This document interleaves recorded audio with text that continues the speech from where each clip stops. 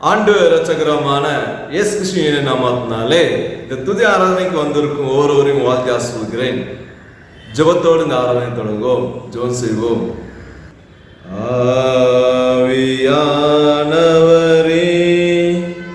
அன்பின் ஆவியானவரே,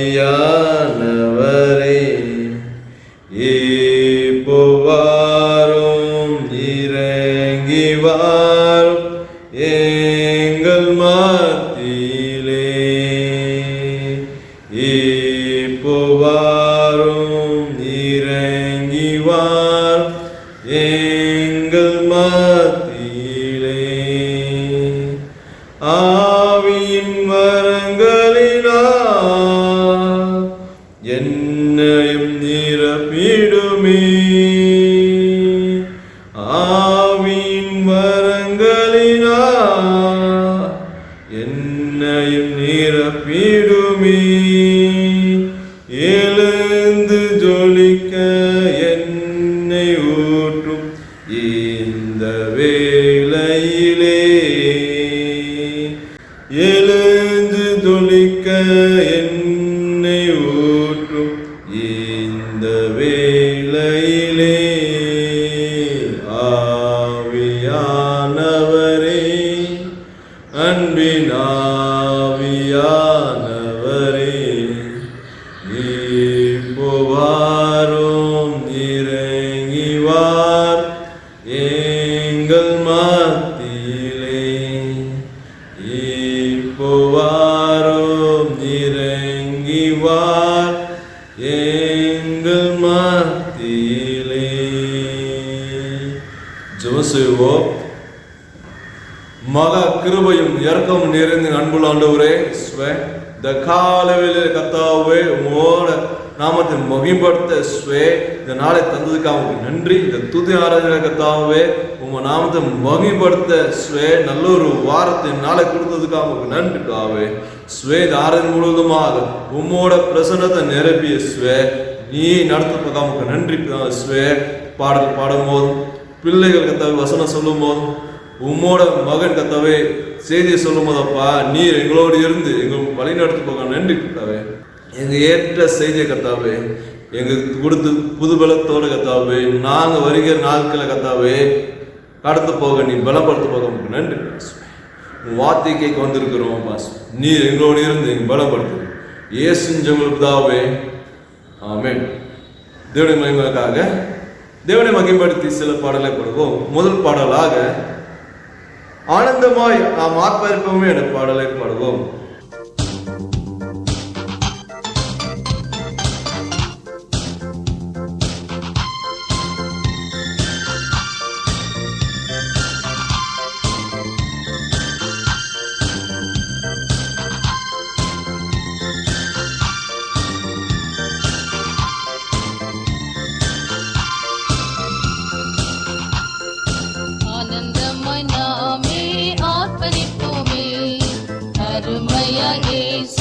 நமக்களிக்க அளவில்லா கிருபை பெரிதல்லவோ அனுதின ஜீவியத்தில். ஆத்துமாவே என் முழு உள்ளமே உன் அற்புத தேவனை ஸ்தோத்திரி. பொங்கிடுதே என் உள்ளத்திலே பேரன்பின் பெருவெள்ளமே. அல்லேலூயா. பொங்கிடுதே என் உள்ளத்திலே பேரன்பின் பெருவெள்ளமே. கருணையா இதுவரை கைவிடாமலே கண்மணி போல் எம்மை காத்தாரே. கவலைகள் போக்கி கண்ணீர் துடைத்தார், கருத்துடன் பாடிடுவோம். ஆத்துமாவே என் முழு உள்ளமே உன் அற்புத தேவனை ஸ்தோத்திரி. பொங்கிடுதே என் உள்ளத்திலே பேரன்பின் பெருவெள்ளமே. அல்லேலூயா. பொங்கிடுதே என் உள்ளத்திலே பேரன்பின் பெருவெள்ளமே. படகிலே படுத்து உறங்கினாலும் கடும் புயல் அடித்து கவிழ்ந்தாலும் கடலையும் காற்றையும் அமர்த்தியமை காத்தரி அல்லேலூயா. ஆத்துமாவே என் முழு உள்ளமே உன் அற்புத தேவனை ஸ்தோத்திரு. பொங்கிடுதே என் உள்ளத்திலே பேரன்பின் பெருவெள்ளமே அல்லேலூயா. பொங்கிடுதே என் உள்ளத்திலே பேரன்பின் பெருவெள்ளமே. யோர்தானை கடந்தோம் அவர் பலத்தால், எரிகோவை தகர்த்தோம் அவர் துதியால். இயேசுவின் நாமத்தில் ஜெயம் எடுத்து என்றென்றுமாய் வாழ்வோம். ஆத்துமாவே என் முழு உள்ளமே உன் அற்புத தேவனை ஸ்தோத்திரு. பொங்கிடுதே என் உள்ளத்திலே பேரன்பின் பெருவெள்ளமே அல்லேலூயா. பொங்கிடுதே என் உள்ளத்திலே பேரன்பின் பெருவெள்ளமே. பரிசுத்தவான்களின் பாடுகள் எல்லாம் அதிசீக்கிரமாய் முடிகிறதே. விழிப்புடன் கூடி தரித்திருப்போம், விரைந்தவர் வந்திடுவார். ஆத்துமாவே என் முழு உள்ளமே உன் அற்புத தேவனை ஸ்தோத்திரு.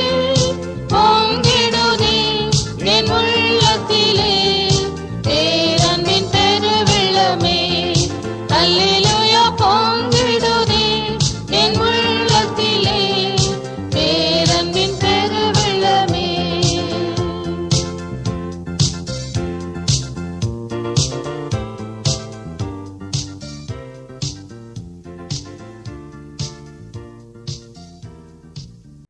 இரண்டாவது பாடலாக காக்கும் கரங்கள் உந்தனுக்கு இந்த பாடலை பாடுவோம்.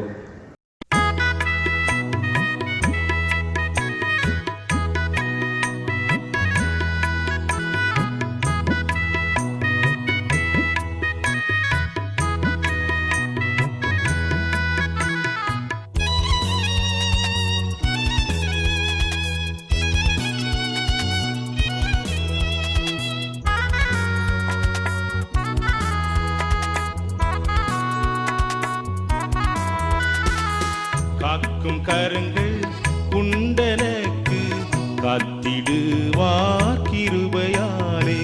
காக்கும் கரங்கள் உண்டெனக்கு காத்திடுவார் கிருபையாலே. அல்லேலூயா பாடி பாடி அலைகளை நான் தாண்டிடுவேன். அல்லேலூயா பாடி பாடி அலைகளை நான் தாண்டிடுவேன். நம்பி வா இயேசுவை, நம்பி வா இயேசுவே நம்பி வா இயேசுவை, நம்பி வா இயேசுவே.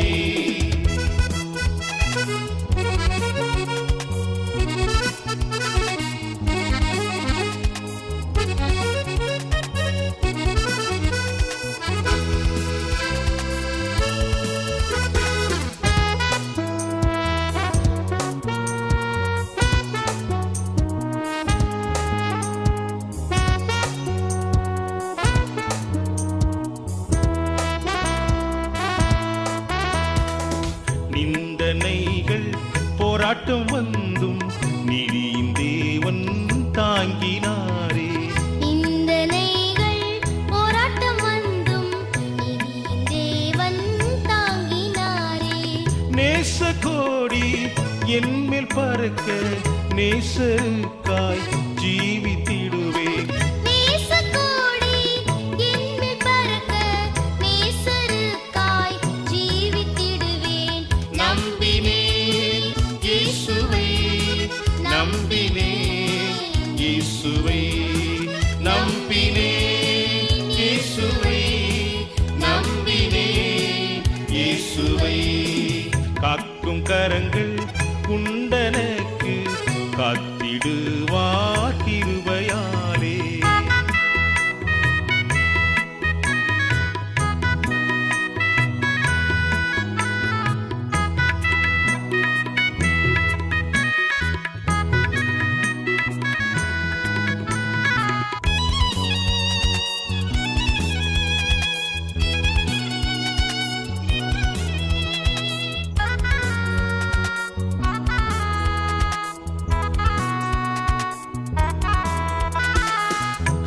கண்மலைகள் பெயர்க்கும்படியாய் கர்த்தர் உன்னை கரம் பிடித்தார்.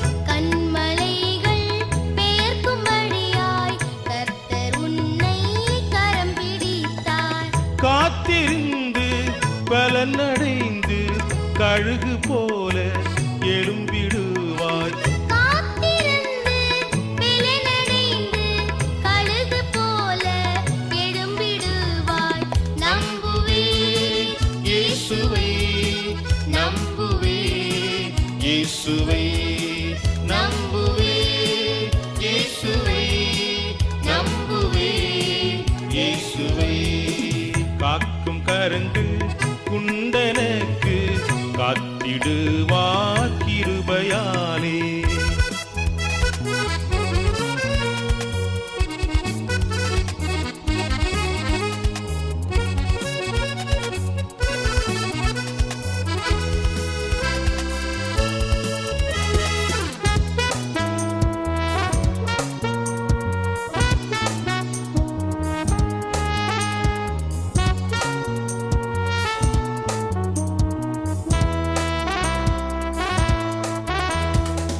அத்திமரம் துளிர் விடாமல் ஆட்டு மந்தை முதலற்றாலும், அத்திமரம் துளிர் விடாமல் ஆட்டு மந்தை முதலற்றாலும், கர்த்தருக்கு காத்திருப்போர் வெட்கப்பட்டு போவதில்லை. கர்த்தருக்கு காத்திருப்போர் வெட்கப்பட்டு போவதில்லை. நம்புவேன் இயேசுவை நம்புவேன், இயேசுவை நம்புவேன், இயேசுவை நம்புவேன், இயேசுவை. காக்கும் கரங்கள் குண்டனுக்கு காத்திடுவார் கிருபையாலே. காக்கும் கரங்கள் உண்டனுக்கு காத்திடுவார் கிருபையாலே.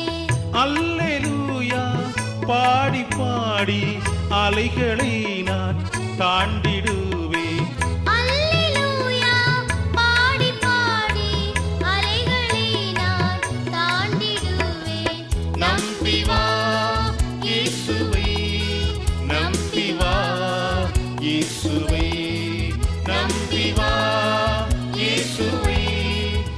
மூணாம் பாடலாக என்னை நேசிக்கின்றாயா என்ற பாடலை பாடுவோம்.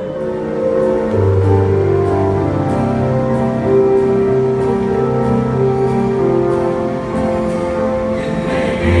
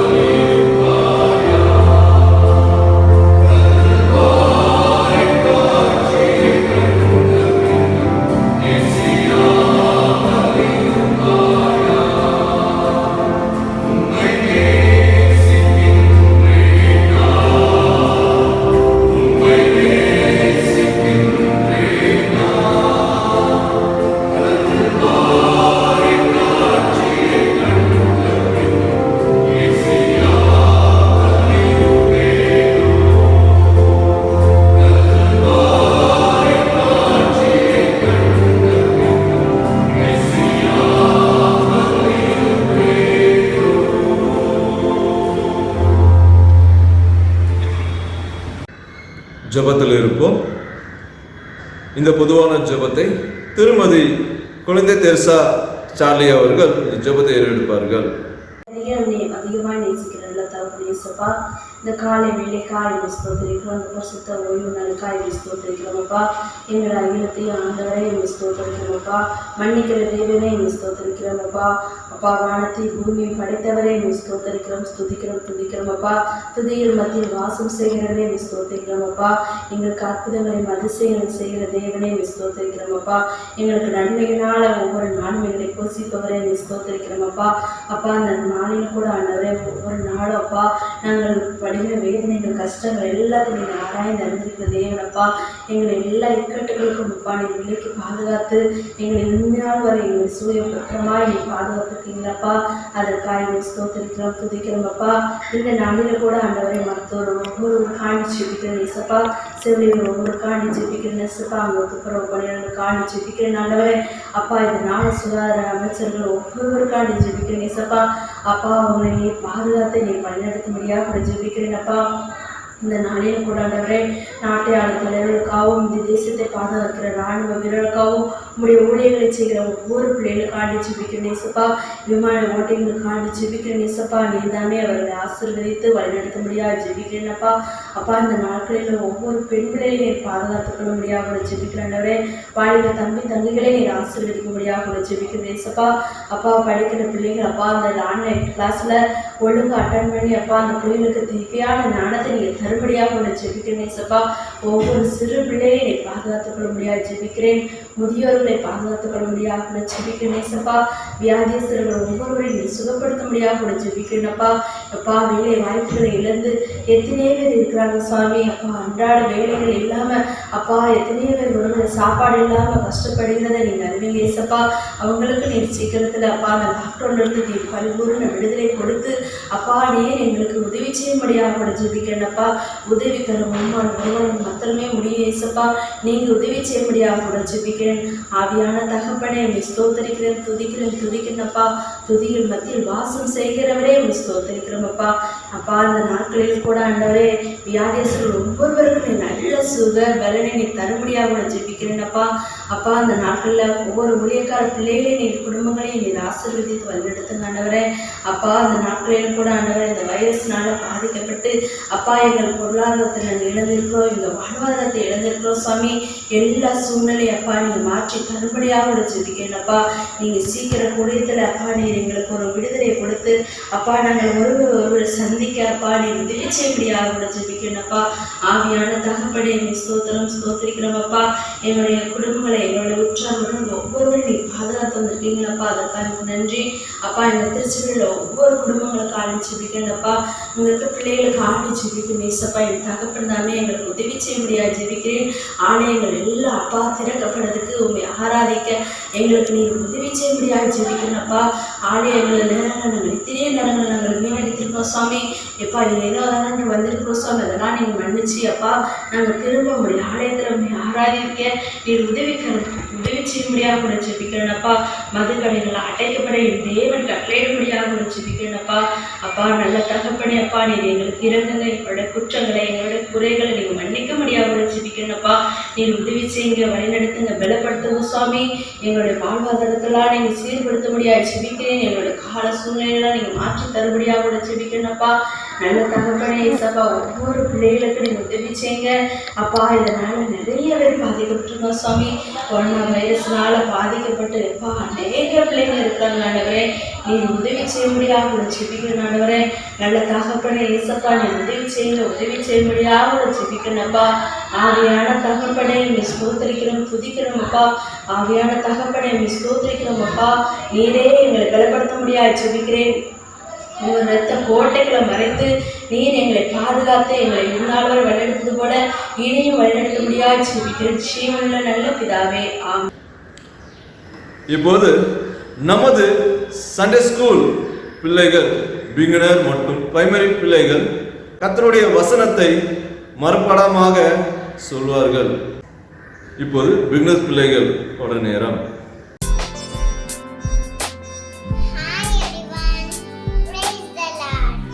Memory verses from Psalm chapter 121.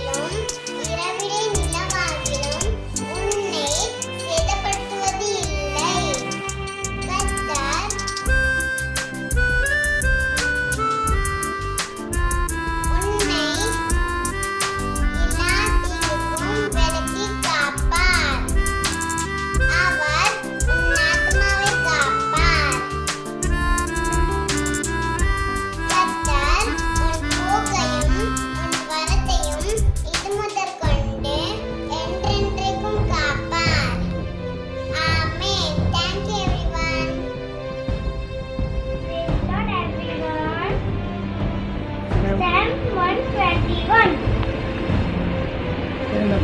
எனக்கு ஒற்றை வரும் படமங்களுக்கு நேராக என் கண்களை ஏறெடுத்தேன். வானையும் பூமியும் உண்டாக்கின கத்தரிலிருந்து எனக்கு ஒற்றை வரும். உன் காலை தள்ளாட விட்டால் உன்னை காக்கிறவர் உறங்கார். இதோ இஸ்ரவேலை காக்கிறவர் உறங்கவில்லை. சங்கீதம் 121. எனக்கு ஒத்தாசை வரும் பருத்தமுடிக்கு நேராக என் கண்களை ஈரடிக்கிறேன்.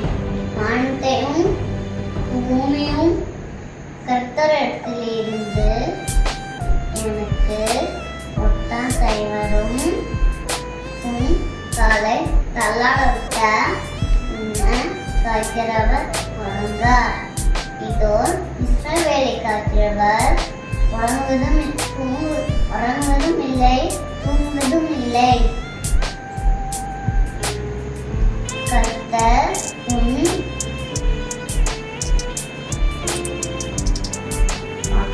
காக்கிறார். கர்த்தர் உன் வலது புறத்திலிருந்து உனக்கு இன்னும் இருக்கிறார்.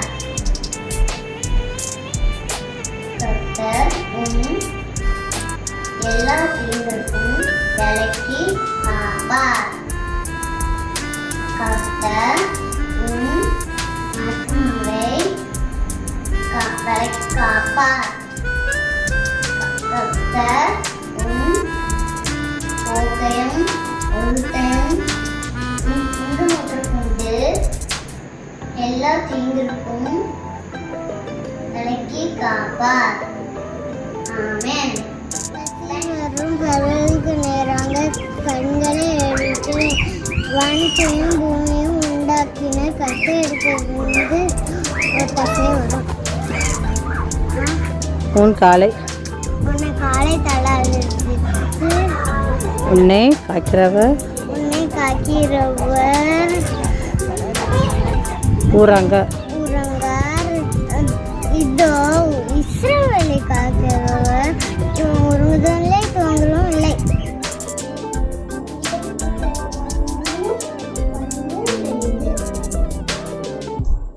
எனக்கு ஒட்டாசை வரும் நீராக என் கண்களை ஏறெடுத்தேன். வானத்தையும் பூமியும் உண்டாக்கின கர்த்தரிடத்திலிருந்து எனக்கு ஒட்டாசை வரும். சங்கீதம் 101. எனக்கு ஒத்தாசை வரும் படுகட நேரம் என் கண்களை ஏறெடுக்கிற. வானத்தையும் பூமியும் உண்டாக்குனது கர்த்தரிடத்திலிருந்து எனக்கு ஒத்தாசை வரும். உன் காலை தள்ளாட விட்டால் உன்னை காக்கிற உறங்கார். இதோ இத்தரவாளை காக்கிற ஒழுங்கில துணி. இப்போது பிரைமரி பிள்ளைகளோட நேரம். Psalms 23. The Lord is my shepherd, I shall not want. He makes me to lie down in green pastures. He leads me beside the still water. He restores my soul. He leads me in the path of righteousness for His name's sake. Yeah, though I walk through the valley of the shadow of death, I will fear one evil. You are with me. Your rod and staff, they comfort me. You prepare a table before me in the presence of my enemies. You are not my head with oil, my cup runs over. Surely goodness and mercy shall follow me all the days of my life, and I will dwell in the house of the Lord forever. Make a joyful sound to the Lord, all you lands. Serve the Lord with gladness. Come before His presence with singing. Know that the Lord, He is God. It is who has made us, and not we ourselves. We are His people, and the sheep of His pasture. Enter into His gates with thanksgiving, and into His courts with praises. Be thankful to Him and bless His name. For the Lord is good; His mercy is everlasting, and His truth endures to all generations. Psalms 100. Psalm 1.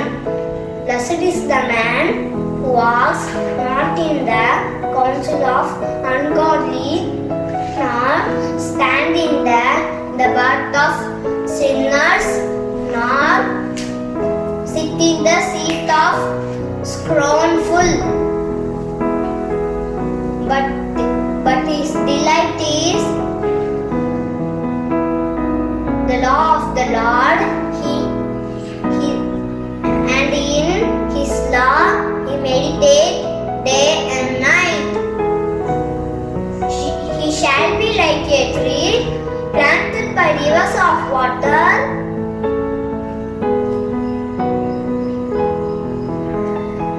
that brings forth his fruit in its season.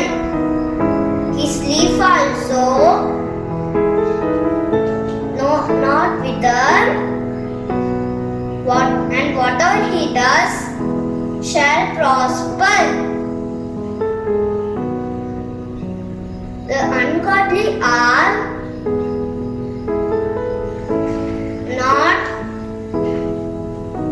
not so, but are like the chaff which wind drives away. Someone blesses a man who walks not in the counsel of the ungodly, nor stand in the path of sinners, nor sit in the seat of the scornful, but he delights in the law of the Lord, and in his law he meditates day and night. He shall be like a tree planted by rivers of water, bring forth its fruit in its season, whose leaf also shall not wither, and whatever he does shall prosper. The ungodly are not so, but are like a chaff which the wind drives away. Therefore the ungodly shall not stand in the judgment, nor sinners in the congregation of the righteous. For the Lord knows the way of the righteous.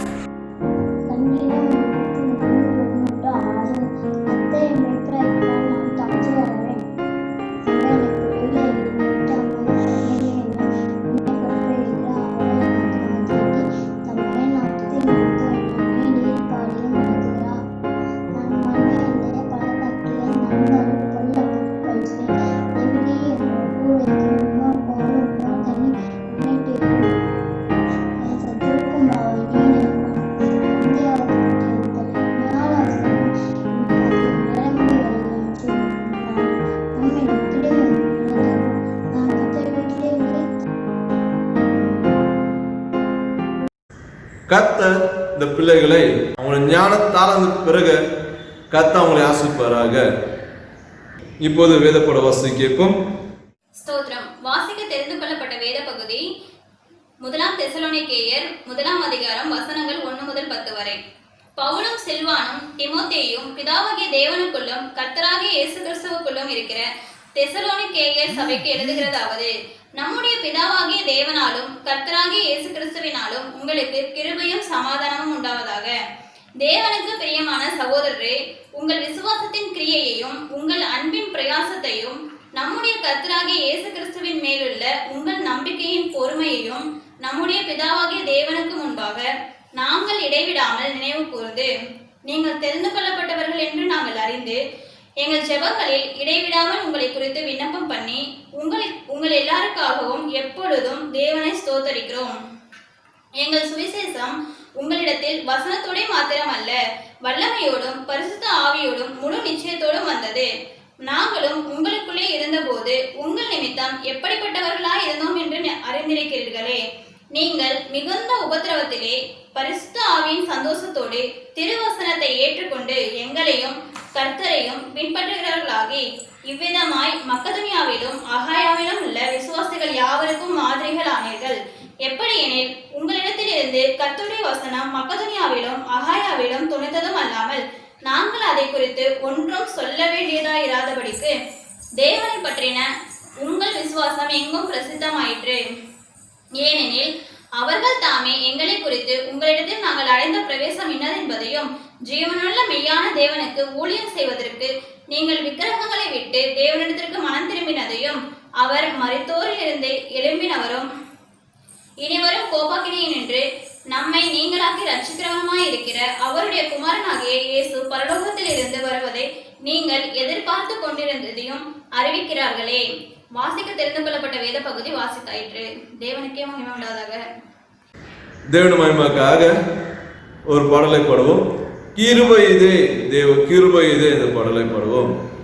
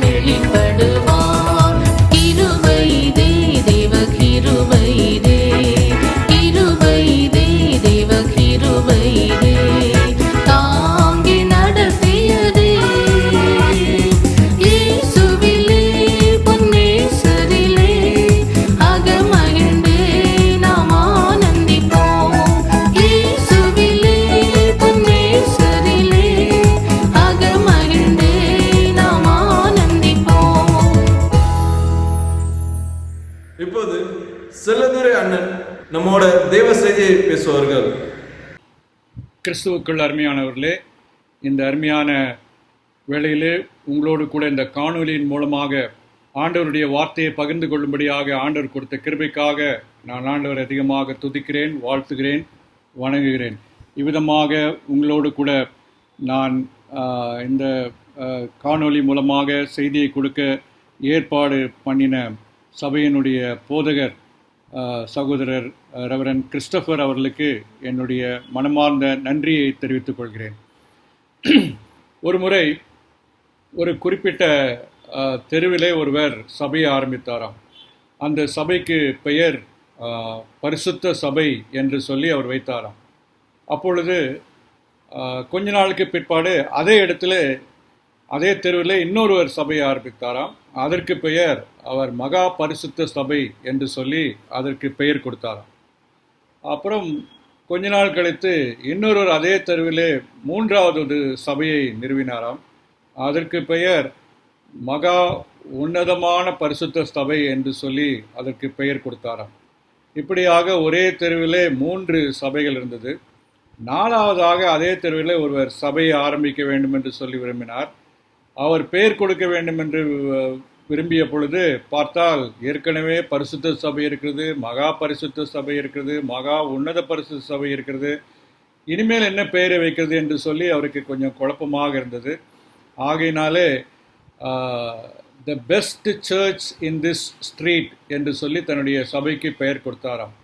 இந்த தெருவிலேயே மிக சிறந்த சபை என்று சொல்லி தன்னுடைய சபைக்கு பெயர் கொடுத்தாராம். ஒருவேளை கேட்பதற்கு வேடிக்கையாக இருக்கலாம். இன்றைக்கு பல சபைகள் நடக்கின்றன.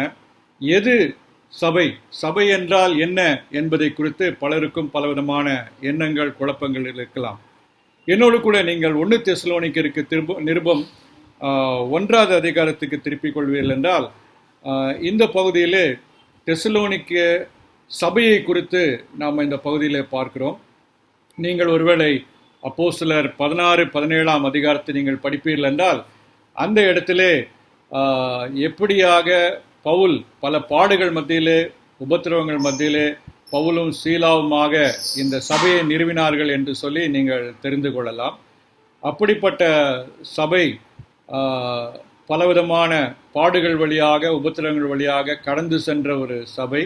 அந்த சபை போதகர் மாத்திரமல்ல, சபையில் உள்ள மக்கள் எல்லாரும் பிரச்சனை வழியாக கடந்து சென்றார்கள். அப்படிப்பட்ட ஒரு சபையாக, சிறப்பான சபையாக இருந்தது. ஒருவேளை இந்த தெசலோனிக்கே சபையை நாம் பார்ப்போம் என்றால் நம்முடைய சபை எப்படி இருக்க வேண்டும், நம்முடைய சபையினுடைய வாழ்க்கை முறை எப்படி இருக்க வேண்டும், குணாதிசயங்கள், சபை மக்களினுடைய குணாதிசயம் எப்படி இருக்க வேண்டும் என்று சொல்லி பல காரியங்களை தெரிந்து கொள்ளலாம்.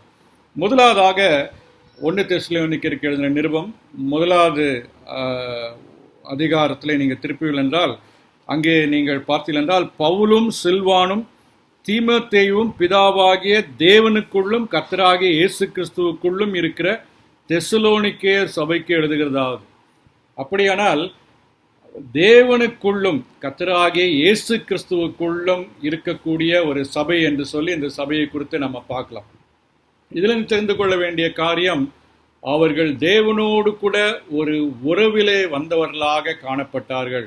தேவனோடு கூட இணைக்கப்பட்டவர்களாக, தேவனோடு கூட பிணைக்கப்பட்டவர்களாக அவர்கள் இருந்தால் என்று சொன்னால் அது மிகையாகாது. கிறிஸ்துவுக்குள்ளாக இருந்தார்கள். அருமையாளர் நிறைய நேரத்தில் நம்முடைய ஆலயத்திலே சபைக்கு வெளியிலே கொஞ்சம் பேர் நிற்பார்கள், சபைக்கு உள்ளாக இருப்பார்கள். நல்லதுதான். ஆனால் சபைக்கு உள்ளே இருக்கிறோமோ வெளியில் இருக்கிறோமோ, நம்ம கேட்க வேண்டிய மிக முக்கியமான கேள்வி என்னவென்றால், நான் கிறிஸ்துவுக்கு உள்ளாக இருக்கிறேனா என்பதுதான் முக்கியமான ஒரு கேள்வி. 2 கொரிந்தியர் 5ஆம் அதிகாரம் 17ஆம் வசனத்தை திருப்புவீர்கள் என்றால், ஒருவன் கிறிஸ்துவுக்குள் இருந்தால் புது சிருஷ்டியாக இருக்கிறான், பழையவள் எல்லாம் ஒழிந்து போயின, எல்லாம் புதிதாயின என்று சொல்லி வாசிக்கிறோம். அப்படியானால் ஒருவன் கிறிஸ்துவுக்குள்ளாக இருக்கிறான், ஒருவன் கிறிஸ்துவுக்குள்ளாக இல்லை, எப்படி என்று தெரிந்து கொள்ள முடியும்? ஒருவன் கிறிஸ்துவுக்குள் இருந்தால் புது சிருஷ்டியாக, புது படைப்பாக இருக்கிறான். அப்படி என்றால் அவனுடைய வாழ்க்கை மாற்றப்பட்டிருக்கும், அவனுடைய வாழ்க்கையிலே ஒரு மாறுபாடு, வேறுபாடு காணப்படும். அருமையானவர்களே, இன்றைக்கு நாம் கிறிஸ்துவுக்குள்ளாக இருக்கிறோமா? தெசலோனிக்கே சபையார் கிறிஸ்துவுக்குள்ளான ஒரு சபை என்று சொன்னால் அது மிகையாகாது. அடுத்ததாக இவர்களை பற்றி நாம் பார்க்கக்கூடிய காரியம் 2ஆம் வசனத்திலே பார்க்கிறோம். இவர்கள் பிரியமானவர்கள் என்று சொல்லி இவர்களை குறித்து வாசிக்கிறோம். பிரியமானவர்கள் என்று சொல்லி இவர்களை குறித்து 2ஆம் வசனத்திலே தேவனுக்கு பிரியமான சகோதரரே என்று சொல்லி அங்கே போடப்பட்டிருக்கிறது. ஏன் இவங்க ஆண்டவருக்கு பிரியமானவர்களாக இருந்தாங்களா, அல்லது அப்போஸ்தலனாகிய பவுல் எதற்காக பிரியமானவர்கள் என்று சொல்லி அவர்களை குறித்து சொல்கிறார் என்று பார்ப்போம் என்றால், இந்த 2ஆம் வசனத்திலேயே 3 முக்கியமான காரியங்கள் சொல்லப்பட்டிருக்குது. என்னவென்றால், ஏன் இவர்கள் பிரியமானவர்கள் என்று சொல்லி கேட்டால், அவர்களுடைய விசுவாசத்தின் கிரியை, அவர்களுடைய அன்பின் பிரயாசம், நம் கர்த்தராகிய இயேசு கிறிஸ்துவின் மேலுள்ள உங்கள் நம்பிக்கையின் பொறுமையையும் நம்முடைய பிதாவாகிய தேவனுக்கு முன்பாக நாங்கள் இடைவிடாமல் நினைவு கூர்ந்து என்று சொல்லி அப்போஸ்தலனாகிய பவுல் சொல்கிறார். ஒருவேளை அந்த சபையை பற்றி நினைக்கும் பொழுதே உடனடியாக இவருக்கு இந்த 3 முக்கியமான காரியங்கள் ஞாபகம் வருது. என்னவென்றால், விசுவாசத்தின் கிரியை, அன்பின் பிரயாசம், 3வதாக பார்க்க வேண்டுமென்றால் நம்பிக்கையின் பொறுமை, கிறிஸ்து இயேசுவின் மேலுள்ள நம்பிக்கையின் பொறுமை. ஒருவேளை இன்றைக்கு பல சபைகளை பார்க்கும் பொழுது அந்த சபையினுடைய உச்சி கோபுரம் நன்றாக இருக்கிறது, மணிகூண்டு நன்றாக இருக்கிறது, அங்கே உள்ளே ஆல்டர் நன்றாக இருக்கிறது என்று சொல்லுவார்கள். அல்லது சபையை பற்றி சொல்லும்போது அந்த சபையில் இருக்கக்கூடியவர்கள் நல்ல விசுவாசிகள் அல்லது ஆவிக்குரிய வாழ்க்கையில் வளர்ந்தவர்கள் என்று சொல்லுவார்கள். ஆனால் அப்போஸ்தலனாகிய பவுல் தெசலோனிக்கே சபையாரை குறித்து நினைக்கும் போது அவருடைய இருதயத்துக்கு மிகவும் பிரியமானவரான ஒரு சபையாக காணப்பட்டது. ஒருவேளை இந்த 1ஆம் அதிகாரத்துக்கு நாம் ஒரு தலைப்பு கொடுக்க வேண்டுமென்றால் an ideal church என்று சொல்லலாம். an excellent church, ஒரு மிக சிறப்பான ஒரு சபை. அங்கே காணப்பட வேண்டிய சபை எப்படி இருக்க வேண்டும் என்பதற்கு முன்னுதாரணமான ஒரு சபை என்று சொல்லி இதை குறித்து சொல்லலாம். அதனால்தான் இவர் என்ன சொல்றாரு, இந்த தெசலோனிக்க பட்டணத்தாரை பார்த்து இவங்க பிரியமானவர்கள் என்று சொல்கிறார்கள். அப்போ பிரியமானவர்கள் என்று சொல்லும் பொழுது இவருடைய விசுவாசம், இவருடைய அன்பு, நம்பிக்கை. அருமையானவர்களே, நீங்கள் வேதத்திலே முக்கியமாக அப்போஸ்தலனாகிய பவுல் எழுதின நிருபங்களை நீங்கள் பார்ப்பீர்கள் என்றால், விசுவாசம், நம்பிக்கை, அன்பு, இது 3லும் அன்பே பெரியது என்று சொல்லி 1 கொரிந்தியர் 13ஆம் அதிகாரத்தில் சொல்கிறார். இந்த காரியம் திரும்பமாக வருவதை குறித்து நம்ம பார்க்கலாம். அப்போ ஜான் ஸ்டாட் என்று சொல்லக்கூடிய தேவனுடைய மனிதர் இதை குறித்து சொல்லும்போது the triad of Christian faith, the triad of Christian life என்று சொல்லுகிறார். ஒரு கிறிஸ்தவ வாழ்க்கையினுடைய முப்புரி நூல் போன்று இருக்கக்கூடிய 3 முக்கியமான குணங்கள் தான் விசுவாசம், நம்பிக்கை, அன்பு. இந்த 3 முக்கியமான குணங்களும் இந்த சபையார் மத்தியில் காணப்படுகிறது. விசுவாசம் எல்லாத்துக்கும் தானே விசுவாசம் இருக்கு, அன்பு எனக்கு கூட இருக்குது, நம்பிக்கை எனக்கு கூட இருக்குதுன்னு அப்படின்னு சொல்லி எல்லாரும் சொல்லிடுவோம், நான் கூட சொல்லிடுவேன். அதனால்தான் அவர் என்ன சொன்னார், விசுவாசம்னா சும்மா நீங்கள் கதை அடிக்காதீங்க. எப்படிப்பட்ட விசுவாசம், எப்படிப்பட்ட விசுவாசம், கிரியுள்ள விசுவாசம். பார்த்தீங்களா, அதுதான் யாக்கோபு சொல்கிறாரு அவருடைய நிருபத்தில், கிரியில்லாத விசுவாசம் எப்படியா இருக்குமா, செத்ததாக இருக்கும் அப்படின்னு சொல்கிறார். அப்போது கிரியையுள்ள ஒரு விசுவாசம் நமக்கு தேவை. கிரியில்லாத விசுவாசத்தினால ஒரு பிரயோஜனமும் கிடையாது. அடுத்ததாக பார்ப்பீர்கள் என்றால் அன்பின் பிரயாசம். நான் ஆண்டவர் மேலே அன்பு கூறுறேன், ஆண்டவர் விட்டா எனக்கு ஒன்றுமே கதி கிடையாது, ஆண்டவர் மேலே அன்பு கூறுறேன் அப்படின்னு சொல்லி நம்ம பல காரியங்களை சொல்லலாம். பிரதர், சிஸ்டர், ஆண்டவர் மேலே அன்பு கூறுறீங்களா இல்லையா என்பதற்கு ஆசிட் டெஸ்ட், அதனுடைய உரசி பார்க்கக்கூடிய கல் எதுவென்றால், ஆண்டவருக்காக நீங்கள் பிரயாசப்படுறீங்களா, ஆண்டவருக்காக ஏதாவது ஊழியம் செய்கிறீங்களா, ஆண்டவருக்காக ஏதாவது கொடுக்குறீங்களா, ஆண்டவருக்காக ஏதாவது துன்பத்தை அனுபவிச்சிருக்கிறீங்களா. அப்போது நீங்கள் எதுவுமே பிரயாசப்படலைன்னா நீங்கள் ஆண்டவரத்தில் அன்பு கூறுறோன்னு சொல்கிறதுல ஒரு பிரயோஜனமும் கிடையாது. அந்த அன்பு மாயையான அன்பு, ஒரு உண்மையான அன்பே கிடையாது. அப்போது நீங்கள் ஆண்டவரத்தில் அன்பு கூறுறீங்களா இல்லைன்னு எப்படி தெரியும்? நீங்கள் ஆண்டவருக்காக பிரயாசப்படுறீங்களா, அவருடைய ஊழியத்தில் ஏதாவது காரியத்தை நீங்கள் செய்கிறீங்களா. சபையில் பலவிதமான ஊழியங்கள் இருக்குது. சண்டே ஸ்கூல் மினிஸ்ட்ரி இருக்குது, யூத் மினிஸ்ட்ரி இருக்குது, பெண்கள் ஐக்கிய சங்கம் இருக்குது, ஆண்கள் ஐக்கிய சங்கம் இருக்குது, சபையில் டெக்கரேஷன் பண்ண வேண்டிய வேலை இருக்குது, சபையில் பல முக்கியமான பொறுப்புகள் இருக்குது. அப்போது இதில் ஏதாவது நீங்கள் ஈடுபாடு கொள்கிறீங்களா? எத்தனையோ ஊழியங்கள் இருக்குது. கல்லூரி மாணவர்கள் மத்தியில் ஊழியம், சிறு பிள்ளைகள் மத்தியில் ஊழியம், அப்புறம் ஸ்லம்ஸில் இருக்கக்கூடிய ஊழியம், அப்புறம் ட்ரைபல்ஸ் மத்தியில் இருக்கக்கூடிய ஊழியம், எத்தனையோ ஊழியங்கள் இருக்குது. நீங்கள் ஏதாவது ஊழியத்தில் ஈடுபாடு கொள்கிறீங்களா? அப்படி ஊழியத்தில் ஈடுபாடு கொள்ளாமல் நான் ஆண்டவரத்தில் அன்பு கூறுறேன்னீங்கன்னா அது பெரிய கேள்விக்குறிதாங்க. உண்மையான அன்பு இருக்குதா? மூணாவதாக பார்த்தீங்கன்னா நம்பிக்கையின் பொறுமை. அப்போ ஆண்டவர் மேலே நம்பிக்கை இருக்கிறவங்களாக இருந்தீர்கள் என்றால் பொறுமை உள்ளவர்களாக இருக்க வேண்டியது அவசியம். பொறுமை கடலிலும் பெரிது அப்படின்னு சொல்லி தமிழில் நம்ம பார்க்குறோம். அப்போது பொறுமை. அப்போது கிறிஸ்தவ வாழ்க்கையில் பாடுகள் வரலாம், உபத்திரவங்கள் வரலாம், பிரச்சனைகள் வரலாம், ஏமாற்றங்கள் வரலாம், பல ஜெபங்களுக்கு பதில் கிடைக்க முடியாத ஒரு சூழ்நிலை வரலாம். ஆனால் எப்பேற்பட்ட நிலைமையிலும் பொறுமையாக இருக்க வேண்டியது அவசியம். அதனால்தான் எபிரேயருக்கு எழுதின நிருபம் 12ஆம் அதிகாரம் 1-2 வசனங்களில் அந்த எபிரேய நிருப ஆக்கியம் என்ன சொல்றாரு? விசுவாசத்தை துவக்கிறரும் முடிக்கிறருமாகிய இயேசுவை நோக்கி பொறுமையோடு ஓடக்கடவும். பொறுமையோடு ஓடக்கடவும். அவசரப்பட்டு ஓட முடியாது, பொறுமையோடு கூட ஓடக்கடவும். அருமையானவர்களே, இவர்களை குறித்து பார்த்த முதலாவது காரியம், இவர்கள் கிறிஸ்துவோடு கூட இணைக்கப்பட்டு பிணைக்கப்பட்டவர்கள். இரண்டாவதாக இவர்கள் பிரியமானவர்கள். ஏன் பிரியமானவர்கள் என்று சொன்னால் இவர்கள் கிரியையுள்ள விசுவாசம் உள்ளவர்கள், பிரயாசமுள்ள அன்புள்ளவர்கள், பொறுமையுள்ள நம்பிக்கை உள்ளவர்கள் என்று சொல்லி பார்க்குறோம். சரி, 3ஆம் வசனத்தில் இவரை குறித்து நம்ம பார்க்கும்போது என்ன தெரிந்து கொள்கிறோம்ன்றா, நீங்கள் தெரிந்து கொள்ளப்பட்டவர்கள் என்று நாங்கள் அறிந்து அப்படின்னு சொல்லி பார்க்கணும். அப்படியானால் இவர்கள் ஆண்டவருக்காக தெரிந்து கொள்ளப்பட்டவர்கள். நீங்கள் ஆண்டவருக்காக தெரிந்து கொள்ளப்பட்ட ஜனமாக, ஆசாரிய கூட்டமாக, பரிசுத்த ஜாதியாக, பிரித்தெடுக்கப்பட்ட ஜனமாக இருக்கிறீர்கள் என்று சொல்லி அந்த பகுதியில் வாசிக்கிறோம் 1 பேதுரு நிருபத்தில். அப்போது இவங்க தெரிந்து கொள்ளப்பட்டவர்கள் என்று சொன்னால் உலகத்தில் இருக்கிற மனிதரை காட்டிலும் அவர்கள் பிரித்தெடுக்கப்பட்டவர்களாக இருந்தார்கள். பிணைக்கப்பட்டவர்கள் மாத்திரமல்ல, பிரியமானவர்கள் மாத்திரமல்ல, பிரித்தெடுக்கப்பட்ட ஒரு வாழ்க்கை வாழக்கூடியவர்களாக இருந்தார்கள். அருமையானவர்களே, the only secret of our attachment to God is the detachment from the world. அப்போது நம்ம ஆண்டவரோடு கூட இணைந்து இருக்கிறோம் என்பதற்கு ஒரே ஒரு விளக்கம் அல்லது ஒரே ஒரு நிரூபணம் என்னன்னா, உலகத்தை விட்டு நம்ம விலகி இருக்கணும்.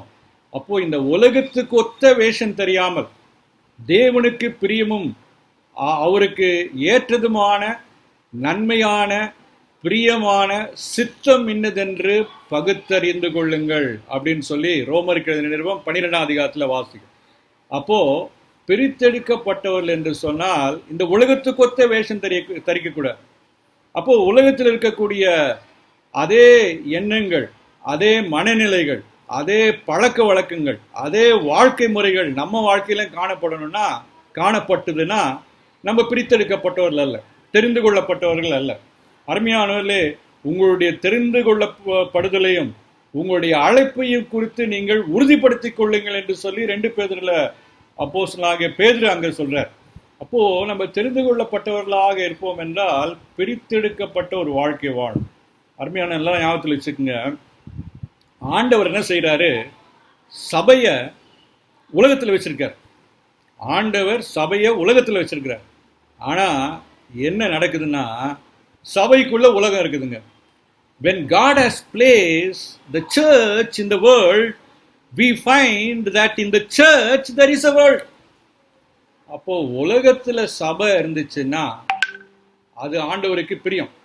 ஆனால் சபைக்குள்ள உலக பழக்க வழக்கங்கள், உலக பிரிவினைகள், உலகத்தினுடைய வாழ்க்கை முறைகள், உலகத்தினுடைய தராதரங்கள், உலகத்தில் இருக்கக்கூடிய பாரம்பரியங்கள் சபையிலும் காணப்படும் என்றால் அதில் எந்த விதமான பிரயோஜனமும் கிடையாது. நல்லா யோசித்து பாருங்க.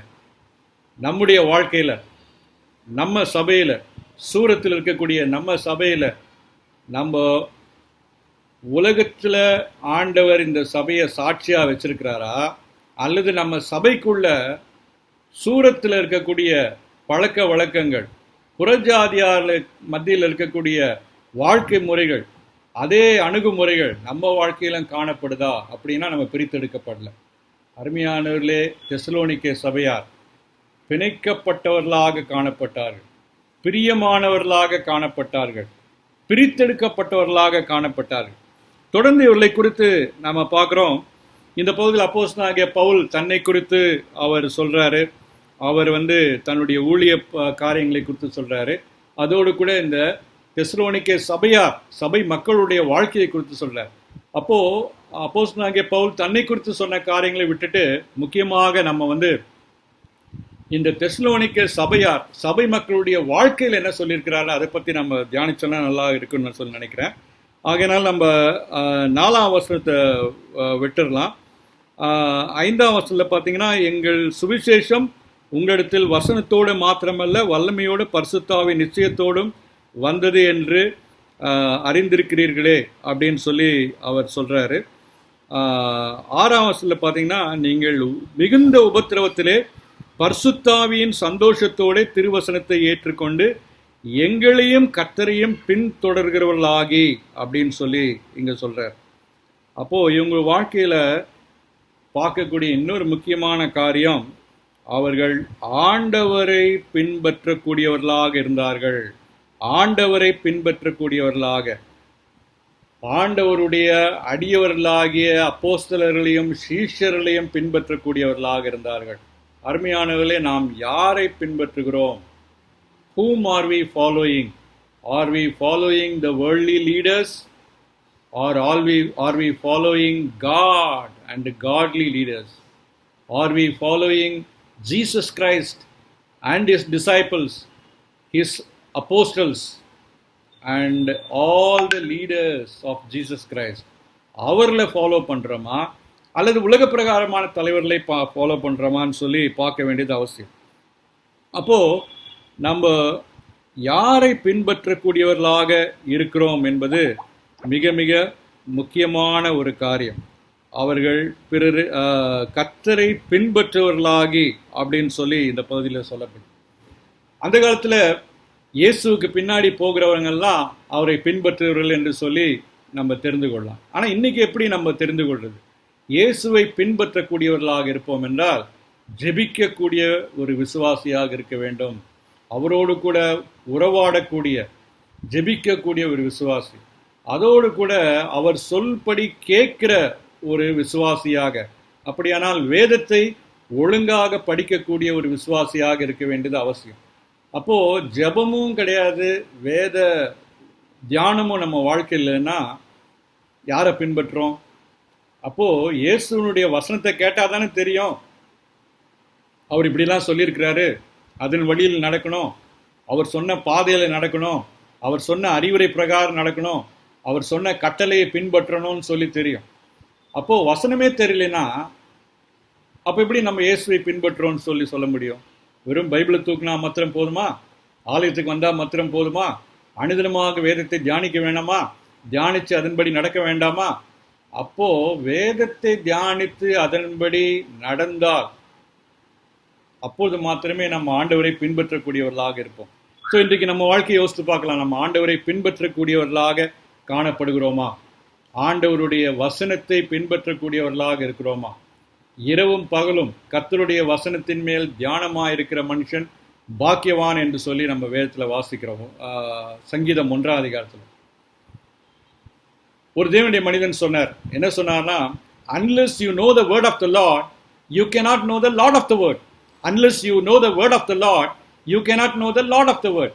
நீ கர்த்தருடைய வார்த்தையை அறியாவிட்டால் வார்த்தையில் உள்ள கர்த்தரை அறிய முடியாது. அருமையானவர்களே, இன்னைக்கு ஆண்டவரை அறிந்து கொள்ள வேண்டுமானால் நம்ம பரவசமான அனுபவங்களின் மூலமாக அறிந்து கொள்ள முடியாது. பலவிதமான கனவு காண்பதன் மூலமாக, தரிசனங்களை பெறுவதன் மூலமாக மாத்திரம் நம்ம ஆண்டவரை அறிந்து கொள்ள முடியாது, அவருடைய வழியிலே பின் செல்ல முடியாது. கர்த்தருடைய வசனத்தை தியானிக்கும் போது மாத்திரம்தான். அப்போது unless you know the word of the Lord, நீ கர்த்தருடைய வார்த்தையை அறியாவிட்டால் வார்த்தையில் உள்ள கர்த்தரை நீ அறிய முடியாது. ஸோ கர்த்தருடைய வார்த்தைக்கு மிக முக்கியத்துவம் கொடுக்கக்கூடியவர்களாக நாம் இருக்க வேண்டியது அவசியம். சரி, அடுத்ததாக இவர்களை குறித்து பார்க்கக்கூடிய காரியம் என்னவென்றால் 7ஆம் வசனத்தில் 1 தெசலோனிக்கேயர் 1:7. இவ்விதமாய் மக்கெதோனியாவிலும் அகாயாவிலும் உள்ள விசுவாசிகள் யாவருக்கும் மாதிரிகளானீர்கள். யாவருக்கும் மாதிரிகளானீர்கள். ஸோ இவர்களை குறித்து அடுத்ததாக பார்க்கக்கூடிய ஒரு முக்கியமான காரியம் என்னன்னா, இவர்கள் பிறருக்கு மாதிரிகளாக இருந்தார்கள். பிறருக்கு மாதிரிகளாக இருந்தார்கள். ஒரு தேவனுடைய மனிதன் மிக அழகாக சொன்னார். என்ன சொன்னார்னா, கிறிஸ்தவர்களில் 2 விதமான கிறிஸ்தவங்க இருக்காங்களாம். ஒன்று முன்மாதிரியான கிறிஸ்தவங்க, இன்னொன்று ஒரு மாதிரியான கிறிஸ்தவங்க. புரியுதாங்க உங்களுக்கு? ஒன்று முன்மாதிரியான கிறிஸ்தவங்க, இன்னொன்று ஒரு மாதிரியான கிறிஸ்தவங்க. அப்போது நம்மளை பார்க்கும்போது இந்த பிரதர், இந்த சிஸ்டர் எவ்வளோ முன்மாதிரியாக இருக்கிறார், எவ்வளோ பயபக்தியாக இருக்கிறார், எவ்வளோ அன்பாக இருக்கிறார், எவ்வளோ ஒழுக்கமாக இருக்கிறார், எவ்வளோ பரிசுத்தமாக இருக்கிறார் அப்படின்னு சொல்லி நம்மளை பார்த்து நம்ம பிறருக்கு முன்மாதிரியாக இருக்கிறோமா? அல்லது நம்மளை பார்த்து இவர் ஏதோ பைபிள்லாம் தூக்கிட்டு போகிறாரு, ஏதோ பாட்டெல்லாம் பாடுறாரு, ஆனால் வாழ்க்கை சரியில்லையே, ஒரு மாதிரி இருக்க வாழ்க்கை, இவருடைய நம்பிக்கை, இவருடைய விசுவாசத்துக்கு இவர் வாழ்க்கைக்கு சம்பந்தமே இல்லையே, ஒரு மாதிரி கிறிஸ்தவர் இருப்பார் அப்படின்னு சொல்லி நம்மளை பார்த்து சொன்னாங்கன்னா நம்ம முன்மாதிரியான கிறிஸ்தவர்கள் அல்ல. ஆனால் தெசலோனிக்கே சபையார் பிறருக்கு மாதிரிகளாக இருந்தாங்க. எப்படி பிறருக்கு மாதிரிகளாக இருந்தாங்க நீங்கள் பார்த்தீங்கன்னா, அந்த 7ஆம் வசனத்தில் இவ்விதமாக மக்கெதோனியாவிலும் அகாயாவிலும் உள்ள விசுவாசிகள் யாவருக்கும் மாதிரிகளானீர்கள். அப்போது இந்த தெசலோனிக்கே பட்டணமானது மக்கெதோனியாவில் இருந்துச்சுங்க. மக்கெதோனியா ப்ராவின்ஸில் இருந்த ஒரு பட்டணம் தான் இந்த தெசலோனிக்கே பட்டணம். அப்போது இவங்களுடைய மாதிரி அந்த தெசலோனிக்கே பட்டணத்தில் மாத்திரம் இல்லாமல் அந்த மக்கெதோனியா டிஸ்ட்ரிக்ட் ப்ராவின்ஸ் முழுவதுமாக பரவிச்சு. அதோடு கூட பக்கத்து ப்ராவின்ஸ் அகாயாவிலும் பரவிச்சான். இப்போது எப்படி சூரத்துடைய சாட்சியானது அவங்க முன்மாதிரியாக இருக்கிறாங்க என்பது சூரத் டிஸ்ட்ரிக்டில் வந்ததோ தெரிஞ்சதோடு கூட பக்கத்தில் இருக்கக்கூடிய வதோதரா டிஸ்ட்ரிக்டோ என்ன டிஸ்ட்ரிக்ட் இருக்குதுன்னு தெரியாது எனக்கு, வதோதரா டிஸ்ட்ரிக்ட்டுக்கும் போன மாதிரி. ஸோ அந்த அளவுக்கு பிறருக்கு மாதிரிகளாக அவர்கள் காணப்பட்டார்கள். அருமையான சகோதரனே சகோதரியே, உன்னுடைய வாழ்க்கை முன்மாதிரியாக இருக்கிறதா, ஒரு மாதிரியாக இருக்கிறதா, ஆண்டவருக்கு பிரியமானதாக இருக்கிறதா? உன்னுடைய வாழ்க்கை பிறருக்கு சாட்சியை பகரக்கூடியதாக காணப்படுதா? இவங்க பார்த்தீங்கன்னா பிற சபையாருக்கெல்லாம் சாட்சியாக இருந்தாங்க. ஒருவேளை புறஜாதியார் மத்தியில் சாட்சியாக இருக்கிறது கூட கொஞ்சம் ஈஸின்னு நினைக்கிறேன். ஆனால் மற்ற விசுவாசிகளுக்கே இவங்க மாதிரிகளானார்கள் அப்படின்னு சொல்லி இவர்களை குறித்து பார்க்குறோம். சரி, இவங்க பிறருக்கு மாதிரிகளானார்கள் அப்படின்னு சொல்லி இவர்களை குறித்து முக்கியமாக பார்க்குறோம். தொடர்ந்து இவர்களை குறித்து பார்த்தீங்கன்னா, இவர்கள் பிரசித்தமானவர்கள் அப்படின்னு சொல்லி 8ஆம் வசனத்தில் பார்க்குறோம். எப்படியெனில் உங்களிடத்திலிருந்து கர்த்தருடைய வசனம் மக்கெதோனியாவிலும் அகாயாவிலும் தொனித்ததும் அல்லாமல் நாங்கள் அதை குறித்து ஒன்றும் சொல்ல வேண்டியதாயிராதபடிக்கு தேவனை பற்றின உங்கள் விசுவாசம் எங்கும் பிரசித்தமாயிற்று. பார்த்தீங்களா? அது வெறும் தெசலோனிக்கேல நிற்கல, அடுத்ததாக அவங்களுடைய சாட்சி மக்கெதோனியாவுக்கு போச்சு, அகாயாவுக்கு போச்சு, அதோடு கூட நிற்கல, எங்கும் பிரசித்தமானது அப்படின்னு சொல்லி பார்க்குறாங்க. எவ்வளோ அருமையான சாட்சி பார்த்தீங்களா? பிறருக்கு மாதிரிகள், பிரசித்தமான ஒரு கிறிஸ்தவர்களாக அவர்கள் காணப்பட்டார்கள். அருமையானவர்களே, ஒரு தேவனுடைய மனிதன் மிக அழகாக சொன்னார், you are an advertisement for the Lord Jesus Christ. You are either a good advertisement for Jesus or you are a bad advertisement for Jesus. நீங்கள் இயேசுவுக்கு ஒரு விளம்பரதாரராக இருக்கிறீங்க. ஒன்று உங்களுடைய நல்ல குணத்தினால இயேசுவுக்கு நல்ல விதமான ஒரு விளம்பரதாரராக இருக்கிறீங்க, அல்லது உங்களுடைய தவறான பாவமான வாழ்க்கையினால எல்லாருமே இயேசுவையும் அவருடைய கொள்கையையும் அவருடைய வழியையும் தவறாக புரிந்து கொள்ளக்கூடியவர்களாக, அல்லது கிறிஸ்தவ சமயத்தையே தவறாக புரிந்து கொள்ளக்கூடியவர்களாக அவர்கள் காணப்படுகிறார்கள். நம்ம புதிய ஏற்பாட்டில் மத்தேயு எழுதின சுவிசேஷம் மார்க் எழுதின சுவிசேஷம், லூக்கா எழுதின சுவிசேஷம், யோவான் எழுதின சுவிசேஷம்னு பார்க்குறோம். இப்போது இன்னைக்கு நீங்கள் எழுதின சுவிசேஷம் எப்படி இருக்குதுங்க? நான் எழுதுகிற சுவிசேஷம் எப்படி இருக்குது? There is no more gospel written according to St. Matthew, Mark, Luke and John, but there is only a gospel written according to you and me. People may not be able to read the gospel of Mark, Luke, John and Matthew, Mark, Luke and John, but every day they are reading you in your office. Every day they are reading you in your neighborhood. நீங்கள் இருக்கக்கூடிய இடத்துல, நீங்கள் வேலை செய்யக்கூடிய இடத்துல எல்லாரும் உங்களை பார்த்துட்டு இருக்கிறாங்க. அப்போ நீங்கள் கிறிஸ்துவுக்காக எழுதக்கூடிய சுவிசேஷம் எப்படிப்பட்டதாக இருக்குது? பிறருக்கு மாதிரிகளாக பிரசித்தமானவர்களாக இருக்கிறோமா? கடைசியாக இவர்களை குறித்து பார்க்கக்கூடிய காரியம், பிரசன்னமாகுதலை எதிர்பார்த்தவர்களாக இருந்தாங்க. 10ஆம் வசனத்துக்கு வந்தீங்கன்னா, அவர் மரித்தொழுந்து எழும்பினவரும் இனிவரும் கோபாக்கினின்று நம்மை நீங்களாக்கி ரட்சிக்கிறவருமாய் இருக்கிற அவருடைய குமாரனாகிய இயேசு பரலோகத்திலிருந்து வருவதையும் நீங்கள் எதிர்பார்த்து கொண்டிருக்கிறதையும் அறிவிக்கிறார்களே. அப்போ ஆண்டவருடைய பிரசன்னமாகுதலை, ஆண்டவருடைய 2ஆம் வருகையை எதிர்பார்த்தவர்களாக இருந்தாங்க. இவங்க என்ன செஞ்சாங்கன்னா, 9ஆம் வசனத்தில் பார்த்தீங்கன்னா, இவங்க ஜீவனுள்ள மெய்யான தேவனுக்கு ஊழியம் செய்வதற்காக என்ன செஞ்சாங்களா, விக்கிரகங்களை விட்டு தேவனிடத்துக்கு மனம் திரும்பினாங்க. விக்கிரகங்களை விட்டு தேவனிடத்துக்கு மனம் திரும்பி கோபாக்கினின்று நீங்களாகி ரட்சிக்கிறவராயிருக்கிற இயேசு கிறிஸ்து பரலோகத்திலிருந்து வருவதை எதிர்பார்த்து கொண்டிருந்தார்கள்.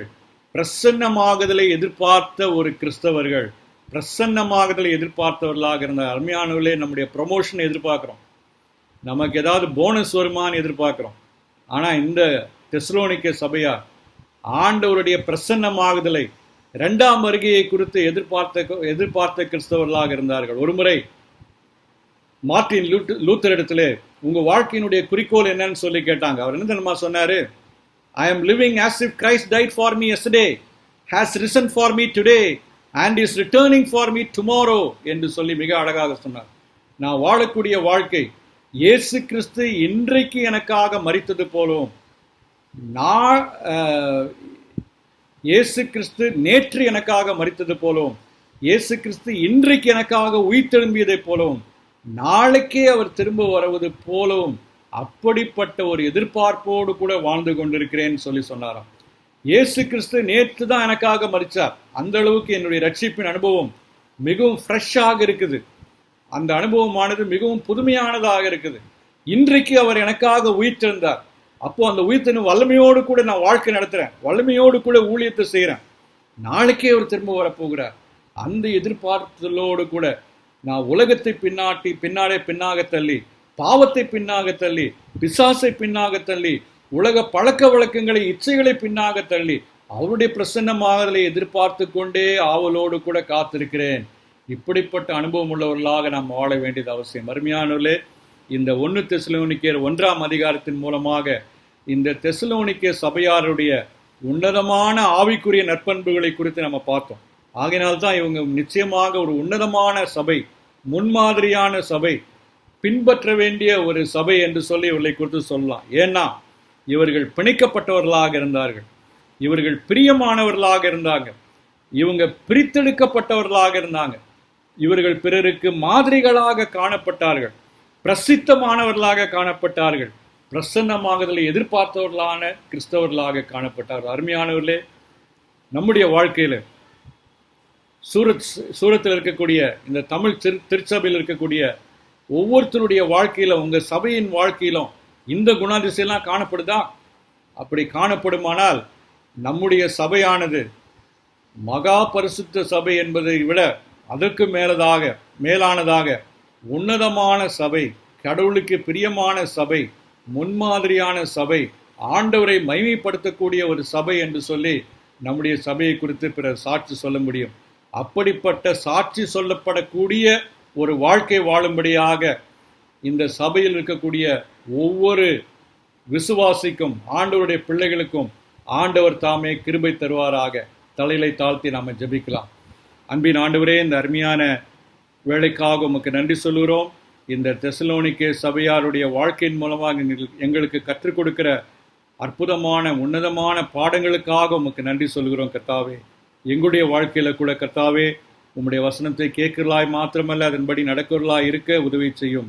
உம்மோடு கூட பிணைக்கப்பட்ட ஒரு வாழ்க்கை வாழ, பிரியமான ஒரு வாழ்க்கை வாழ, பிரித்தெடுக்கப்பட்ட ஒரு வாழ்க்கை வாழ நீர் எங்களுக்கு உதவி செய்யும் ராஜா. ஆண்டவரே, உம்மை பின்பற்றக்கூடியவர்களாக, பிறருக்கு மாதிரிகளாக, உம்முடைய பிரசன்னமாகுதலை எதிர்பார்த்தவர்களாக, பிரசித்தமான கிறிஸ்தவர்களாக காணப்பட இந்த சூரத்தில் இருக்கக்கூடிய சபையார் ஒவ்வொருத்தருக்கும் நீர் உதவி செய்தல் வேணுமா ஜெபிக்கிறோம். கேட்ட சத்தியத்தை எங்களுடைய வாழ்க்கையிலே உண்மையுள்ளதாக மாற்றித்தாரும். கர்த்தராகிய இயேசு கிறிஸ்துவின் மூலமே வேண்டிக் கொள்கிறோம் நல்ல பிதாவே. ஆமேன், ஆமேன். ஆலயத்தின் அறிவிப்புகள். நமது மத்தியில் தேவ செய்தியை பேசின சகோதரர் செல்வதுரை அண்ணன். அவர் UESI 35 ஆண்டு ஊழியத்தில் செய்து கொண்டு இருக்கிறார். நான் சூரத் சபைக்கு வரும் முன்பாக யூ என்ற ஊழியத்தில் தான் நானும் இருந்தேன். அந்த நேரத்தில் அண்ணனை சந்திக்க எனக்கு ஒரு வாய்ப்பு கிடைத்தது. அவர் வாலிப பிள்ளைகள் அனைவருக்கிட்டையும் நல்ல ஒரு ஆலோசனை கொடுப்பார், ஆவிக்குரிய வழியை நடத்துவார். அண்ணன் மூலமாக பற்பல பிள்ளைகள் அவரோட ஆலோசனை மூலமாகவும் அவரோட ஆவிக்குரிய வழி மூலமாகவும் நல்ல ஒரு உயரத்துக்கு போயிருக்காங்க. அண்ணன் என்னோட சபையில, என்னோட சபை மக்கள் மத்தியில் தேவ செய்தியை சொல்றதுக்கு கொடுத்த வாய்ப்புக்கு கர்த்தருக்கு நான் நன்றி சொல்கிறேன். அது மட்டுமல்ல, எங்க சபை சார்பில் அவங்களுக்கு நான் நன்றி சொல்லுகிறேன். அண்ணனையும் அண்ணனோட குடும்பத்தாரையும் அவரோட ஊழியத்தையும் கர்த்தர் மேலும் மேலும் ஆசீர்வதிப்பாராக. இந்த வாரத்தில் பிறந்தால் கொண்டாட பிள்ளைகள் 2/9/2020 அன்று திருமதி சாந்தி அகஸ்டின், 2/9/2020 அன்று டாக்டர் ரெவரண்ட் ஐசக் பெசனா, 5/9/2020 அன்று திருமதி சுதா தேவி டேவிட். இந்த வாரத்தின் திருமண நாள் கொண்டாடும் குடும்பத்தார் 3/9/2020 அன்று திருமதி ஜேசன் பால் பாண்டியன், 5/9/2020 அன்று திருமதி செல்வின். இவர்களுக்கு சபை மற்றும் கமிட்டி சார்பில் வாழ்த்துகிறோம். இந்த பெருநாள் மற்றும் திருமண நாள் கொண்டாடும் குடும்பத்துக்காக கர்த்தரை நோக்கி பார்ப்போம், ஜெபம் செய்வோம்.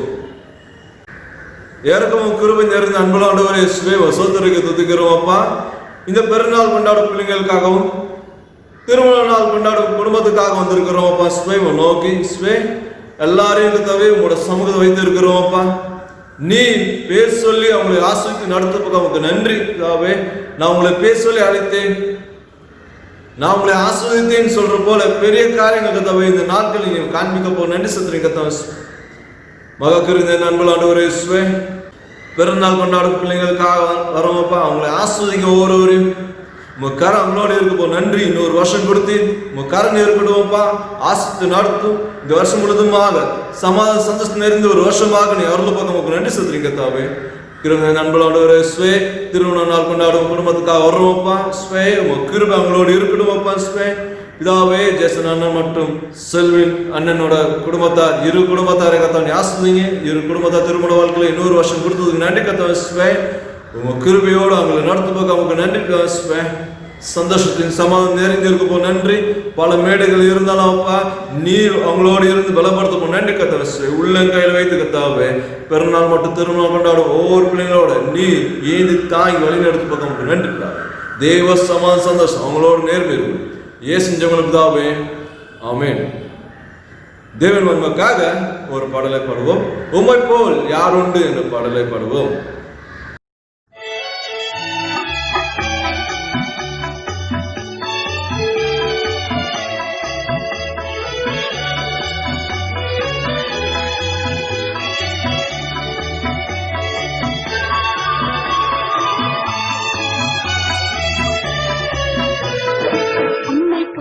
யாருண்டு எங்கள் இயேசுநாதா, இந்த பாதலத்தில் உம்மை போல் யாருண்டு? பாவத்தின் பிடியில் சிக்கினான் உள்ளனை தேவதம் அன்பினால் மன்னித்தே. உம்மை போல் யாருண்டு எங்கள் இயேசுநாதா இந்த பாதலத்தில் உம்மை போல் யாருண்டு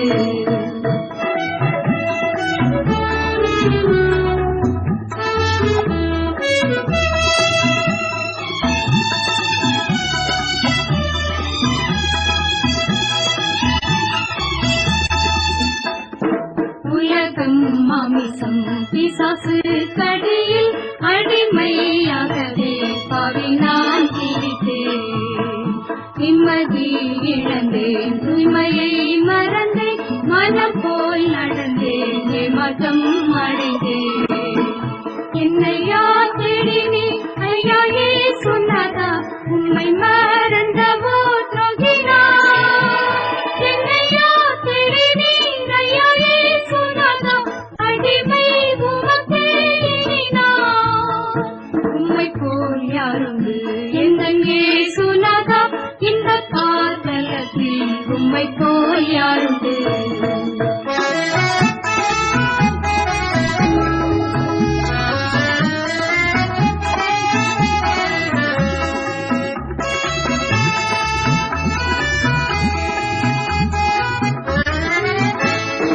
இன்றைக்கு நான் செய்யும் இந்த தீர்மானத்தை என்றைக்கும் காத்திட ஆவியால் நிரப்பும் லோருக்கும் உருக்கும் உடலும் வனையும் உமக்கே உகந்த முய சரீரமா ஐம்பொறிகளையும் உமக்குள் அடக்கும் இயேசுவே ஆவியால் நிரப்பும் வெற்றி வாழ்க்கையுள்ள மகனாய் திகழ அக்கினி என் உள்ளம் இறக்கும் உம்மை போல் யாருண்டு எந்தன் இயேசுநாதா இந்த பாதலத்தில் உம்மை போல் யாருண்டு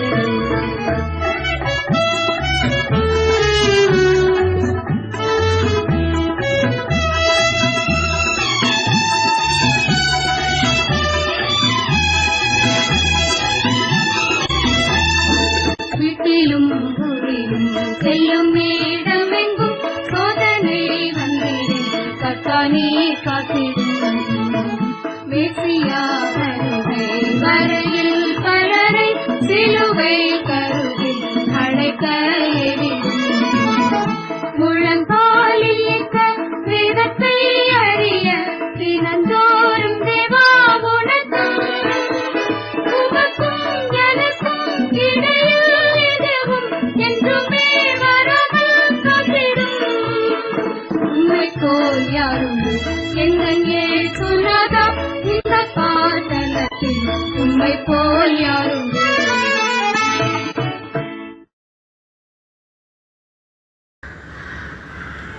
ஜெபத்தில் இருப்போம்.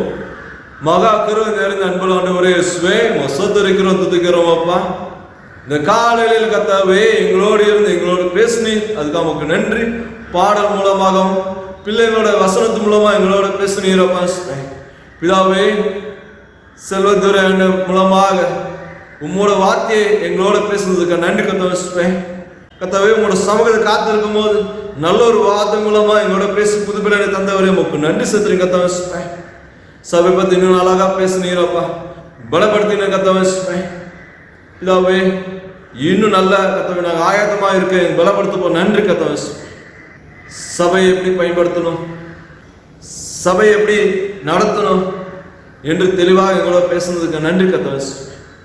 அதாவது இன்னும் வருகிற நாட்கள் அப்பா இன்னும் அதிகமாக எங்களோட பேசி இந்த சபை இன்னும் அழகா நடத்த உதவி செய்யப்போம் நன்றி. இந்த சமூகத்தில் சாட்சி வைக்க போக நமக்கு நன்றி செலுத்துறீங்க கர்த்தாவே. உங்களோட 2வது வருகை வரும்போது அப்பா நாங்கள் ஆயத்தமா இருக்கு பலப்படுத்தப்போம் நன்றி கர்த்தாவே. இதாவே இந்த நாள் முழுதுமா எங்களோட இருந்தீரப்பா. ஆராதனை தொடங்கும் போது முடியும் மட்டும் கர்த்தாவே பேச நெருங்கி இருந்ததுக்காக நன்றி. எங்களோட பேசுனதுக்காக நமக்கு நன்றி செலுத்துறீங்க கர்த்தாவே. புது பலத்தோடு நடத்தும் இயேசு ஜெபம் பிதாவே, ஆமென். என் ஆத்மாவே கர்த்தரை ஸ்தோத்திரி, என் முழு உள்ளமே பரிசுத்த நாமத்தை ஸ்தோத்திரி. என் ஆத்மாவே கர்த்தரை ஸ்தோத்திரி, கர்த்தர் செய்கிற சகல உபகாரம் வருவதே, ஆமென். நம்முடைய ஆண்டவராக இயேசு கிருபையும் அன்பும் பரிசுத்தமும் கிடைக்கும் நம்ம அனைவரோடு நிலைத்திருப்பாராக, ஆமென். ஓ தேவனுக்கு மகிமை, தூக்கி எடுத்தார் என்னை தூக்கி எடுத்தார் இயேசு, தம் கரங்கள் நீட்டி ரட்சித்தாரே. ஓ தேவனுக்கு மகிமை. இயேசுவை நேசிக்கிறேன், மேன்மேலும் நேசிக்கிறேன். அக்கரையில் நான் இன்னும் அவரை என்றென்று வாழ்த்திடுவேன். ஆமென்.